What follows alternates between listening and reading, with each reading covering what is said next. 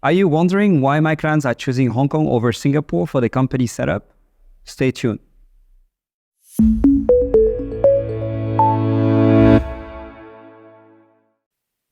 Hi, I'm Laurent Timmermans. Welcome to ATHENASIA. In this video, I will give you the top 3 reasons why my clients choose Hong Kong over Singapore. So I will go through a detailed comparison in a few videos. So stay tuned if you are really interested to know more in-depth detailed about Hong Kong versus Singapore. However, the main reasons that my clients at the moment are choosing Hong Kong over Singapore is because, number one, no nominee director in Hong Kong. So this is a big one. Singapore requires you to have a nominee director if you are not based in Singapore, if you are not a Singaporean resident. So if you're a Singaporean resident, obviously it's not a problem. But if you are not a Singaporean resident, then you need a nominee director. This means more admin, more cost. So that's the number one reason.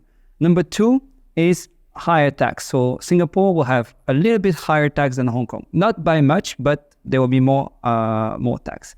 And the third reason is the relationship with China. So Hong Kong has this special relationship with China, which makes it easy for trading, sourcing in China.